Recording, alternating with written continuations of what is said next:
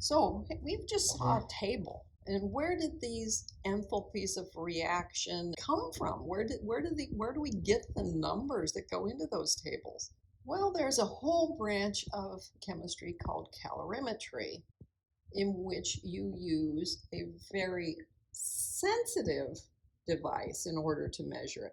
We were using these simple coffee cup calorimeters made out of two nested styrofoam cups, and they do a pretty decent job. But this is a very precise instrument.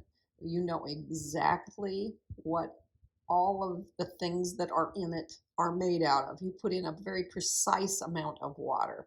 This shows an old-fashioned thermometer, but you can get really good thermometer. There's something in here that keeps all the water moving so that you aren't getting a localized water temperature. No, the water is continually circulated so that you're going to have a very accurate thing going on here for your measurement. And this is called a bomb calorimeter. It's not nearly as exciting as it sounds. I thought the first time I used one, maybe I would hear a little thump. No, you don't even hear anything. Why it's a bomb, I don't know.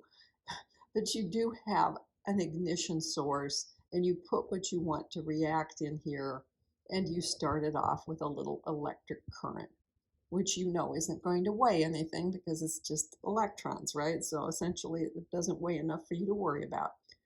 And then you end up measuring how much heat is evolved and ends up in the water. Really the same sort of process that we just did in a previous example, but done in a very sensitive way.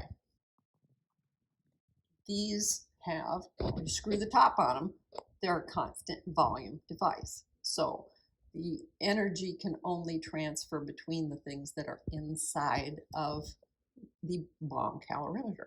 There's a particular calorimeter constant. If you fill it with the exact amount of water that you're supposed to, you know exactly what is going to be happening with the heat transfer. And that allows you to go ahead and do the experiments to a great deal of significant figures, and that's how we end up with all of the numbers that are in the tables that we use. And you will end up doing an experiment where you find the heat capacity of your coffee cup calorimeter, because when I do a problem where I say the heat lost by the metal equals the heat gained by the water, I'm ignoring the calorimeter altogether. I haven't put it in there, and yet it must heat up too. In one of your experiments, you do a little more complicated version of this.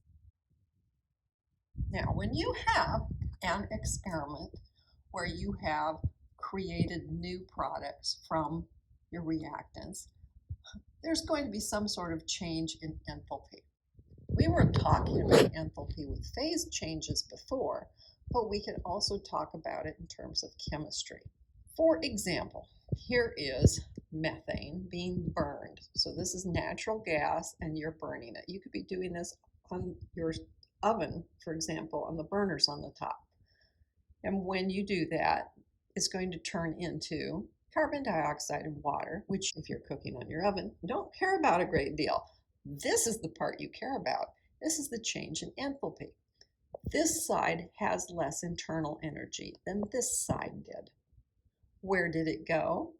Well, it's released to the surroundings. In other words, that pot of water you were trying to get to boil. Okay? So this is an exothermic reaction because this has less internal energy than that did, and the excess energy can't be destroyed. It's released to the exterior, so exothermic. If we look at this a little more, we can see that there are also stoichiometry going on here. We got the different coefficients in front of our different chemicals.